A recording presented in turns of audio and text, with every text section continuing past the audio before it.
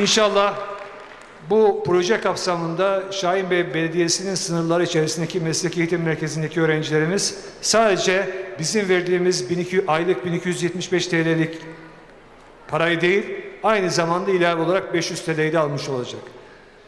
Sayın Belediye Başkanımıza çok teşekkür ederim. Yaklaşık 1,4 milyarlık eğitime katkılar için çocuklarımızın imkanlarını artırma, onları kültürümüzle, sanatımızla buluşturma ile ilgili yıllardan beri vermiş olduğu desteklerden dolayı çok teşekkür ederim.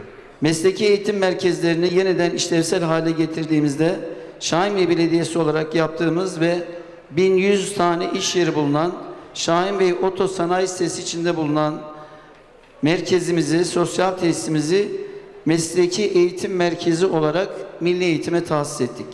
Ve şu anda burada sanayinin içerisinde 1200 tane öğrencimiz burada hem eğitim alıyor hem de aynı site içerisinde ustalarımızdan meslek öğreniyorlar.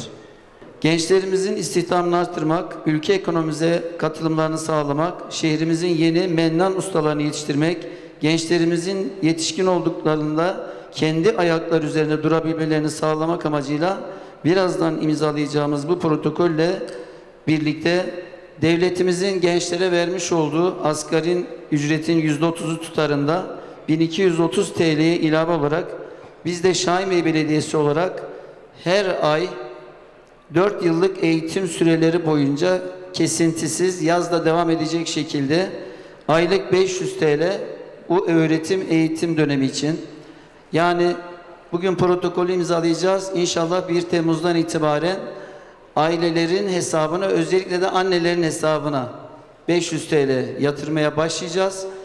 Bu önümüzdeki eğitim süresi boyunca devam edecek. Önümüzdeki yıl 2023-2024 eğitim öğretim dönemi başladığında bu rakam 600 TL'ye çıkacak.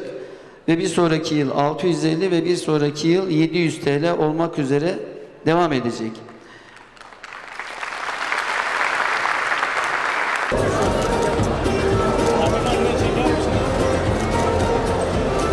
İşin arkasında durabilmesi. Çoğumuz motor üzerinde kötü olur.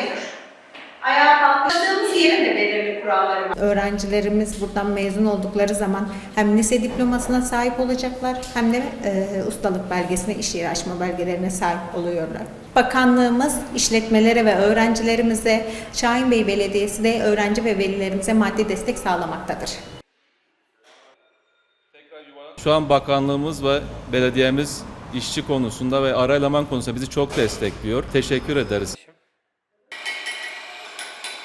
Şahinbey Mesleki Eğitim Merkezi'nde okuyorum. Buraya bir meslek öğrenmeye geldim. Bu şekilde hem meslek öğreniyorum hem de lise diplomamı almış olacağım. Bu desteklerden dolayı Milli Eğitim Bakanımıza, Şahinbey Belediye'mize ve ustama çok teşekkürler ederim.